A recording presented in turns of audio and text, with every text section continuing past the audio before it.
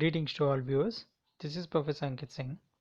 We'll now move to the next topic, that is pavement distress and maintenance. In the introduction part, let's have a look. Road maintenance is one of the most important components of the road system. It involves the assessment of road condition, diagnosis of the problems, and adopting the most appropriate maintenance step. Even if the highway are well designed, they may require maintenance due to its less design life. Various types of failures occurs in the pavements, which ranges from minor to major distresses. Okay, so basically road maintenance is an important component of road construction. Okay, after the road construction, you need to look after the road in order to improve its efficiency throughout its design life. Okay, so what are the general causes of pavement failure? Poor soil, inferior material quality, improper geometry, overloading of vehicles, environmental factors, and inadequate drainage. These are a few causes of pavement failure. Okay. Under poor soil, it is the most common problem of pavement design. The most common soil problem is a high water table. If not accounted for at the time of construction, a high water table will erode the soil and eventually lead to pavement failure. Okay. So while designing the road and while constructing the road, we need to observe that the subgrade should be at a minimum distance of 1.2 meters above the water table. Okay, so as to avoid problems due to seepage and capillary action of water. Okay, then inferior material quality. If the material laid on the ground is not good enough, it will lead to severe defects and failures. Okay, so we need to test the quality of the material that we are using for road construction, like the aggregates, the binder material, and the soil. Okay, so we need to perform quality checks or quality tests on those materials of construction, and then if found approvable, then we need to use them. Then improper geometry. Due to improper geometry of road, lots of factors may arise which keeps the pavement deformation. Okay, we need to properly design super elevation, cambers and horizontal curves, vertical curves, etc. Okay, so as to reduce their ill effects on the pavements, which could lead to deformation. Okay, overloading of vehicles. A vehicle is said to be heavily loaded when it is being loaded more than its carrying capacity. Okay, so we have some standard loads. Okay, as per IRC, the maximum wheel load of standard axle should not be greater than 80 kilonewton. Okay, so if any vehicle carries a load of more than 80 kilonewton on a single axle, then it is said to be overloaded. Okay, due to heavy movement of vehicles or overloaded vehicles or increase in traffic volume, severe distress can take place on the road. Then we have environmental factors. It includes heavy rainfall, soil erosion, high water table, snowfall and frost action, etc. Okay, then inadequate drainage. Okay, as we already know that due to water's presence, there are chances of swelling and shrinkage which may lead to deformation and cracking. So we need to have proper drainage system designed. Due to improper drainage resulting in stagnation of water in the subgrade, which could be the main reason of pavement failure in future. Okay, so these are a few causes of pavement failure. Then we move to the next topic, that is flexible pavement failures. What are the different types of failures that we can see on flexible pavements? The first type is surface deformation, then cracking, disintegration and surface defects. Now these majorly four classified defects have been again subclassified into. Under the surface deformation we have corrugations, rutting, shoving, settlement and upheaval. Under cracking, we have different types of crackings, that is fatigue cracking, transverse cracking, longitudinal cracking, edge cracking, and even alligator cracking. Okay. Then under disintegration, we have potholes and patches.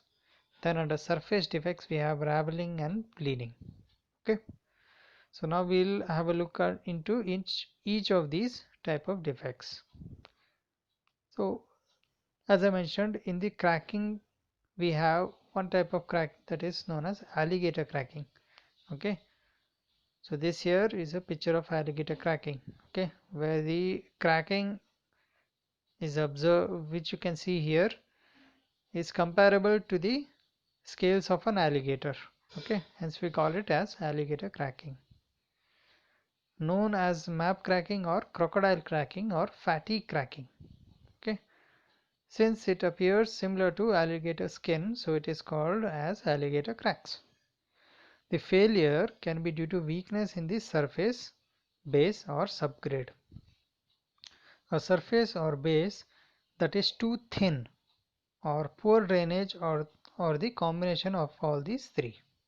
Okay, so due to these reasons we can observe alligator cracking. The main reason of this type of failure is the repetitive application of heavy movement of traffic. Okay, so next we have block cracks.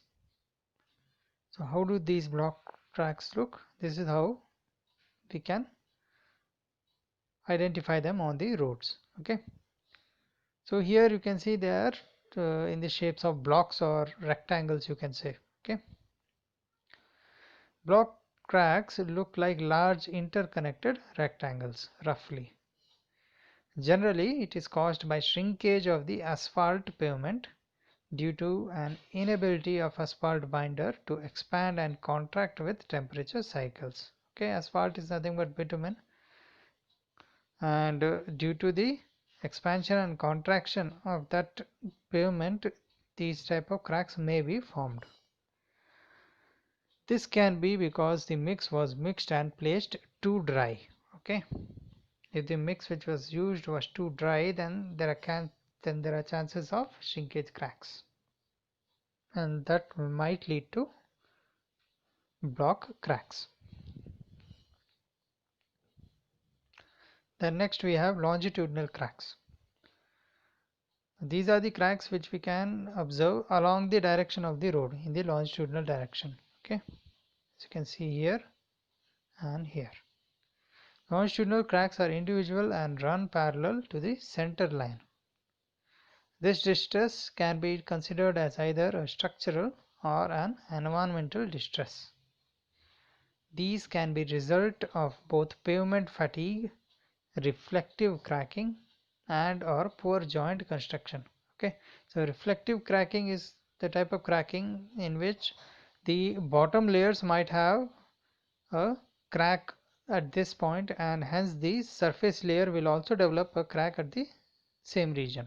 Okay, that is reflective cracking. Okay, and even due to poor joint construction in the case of rigid pavements, if the joints are not constructed properly and not filled properly, then there are chances that we get longitudinal cracks. Then we have transverse cracks. Now these are cracks in the transverse direction. Okay, they are single cracks perpendicular to the pavement center line or lay down direction. Transverse cracks can be caused by reflective cracking, okay, from an underlying layer, also due to daily temperature cycles and poor construction due to improper use of materials. Okay, then we have patch. So what is a patch? All of us might have seen this. Okay, this here, the filling that we apply to a disintegrated road is a patch, but it is still considered as a defect itself because it is not as efficient as the actual road surface would have been. Okay, hence we still consider it as a defect or distress. A patch is an area or portion of pavement greater than 0.1 square meters that has been removed or replaced with new material to repair the existing pavement. Okay. A patch is considered a defect no matter how well it is performing. A patched area or adjacent area usually does not perform as well as the original pavement section. Okay, this I have told you earlier. These defects can be improved by taking the measurement in feet square or meter square and filling it with a fresh layer of bitumen. Okay, so if you fill the patches with a fresh layer of bitumen and then compact it, then you can repair this type of distress. Okay, as you can see here, what we do is we cut out this section in a rectangular manner. Okay, and then you fill it with a bituminous layer and then you compact it, and after it dries out you can allow it for traffic.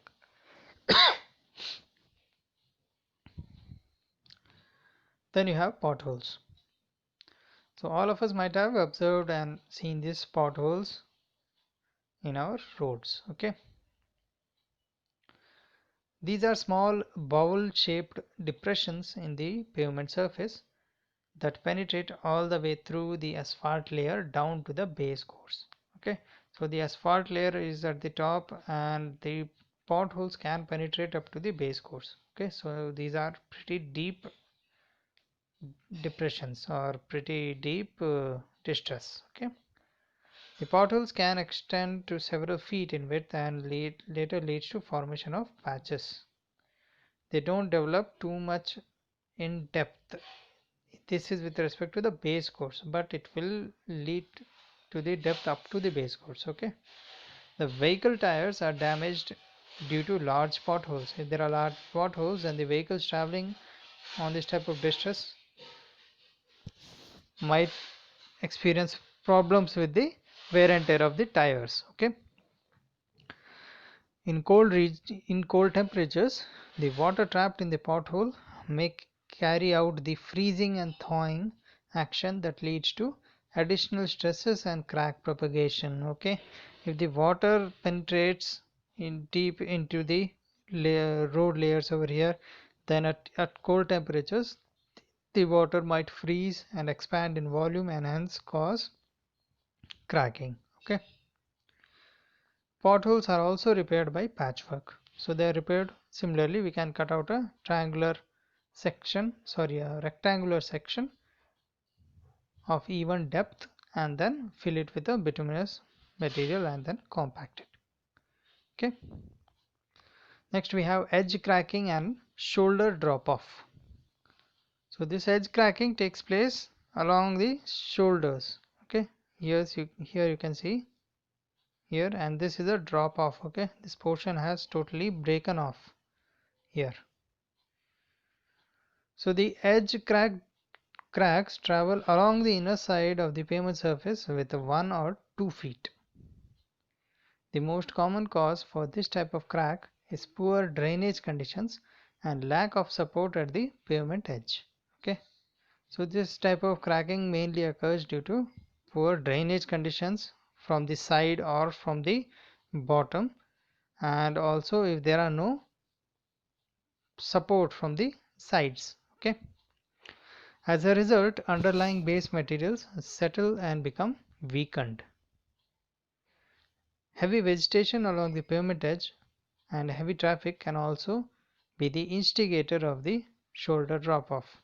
Okay, if there is heavy vegetation at the sides, then the roots might penetrate sideways, okay, and weaken the pavement, and also heavy traffic might cause or might bring a start to the edge cracking process. It can be improved by rooting out existing vegetation and by fixing the drainage problem. So how do we fix it? We take off the vegetation along the sides and then we improve the drainage problem in this condition. It can be removed by filling the cracks or seal the cracks to prevent further deterioration. Okay, as soon as you observe this type of failure, what you can do is you can fill in these cracks, okay, in order to stop the process over there. Okay, the next type of crack is slippage crack. I'll continue with this in my next class. Thank you.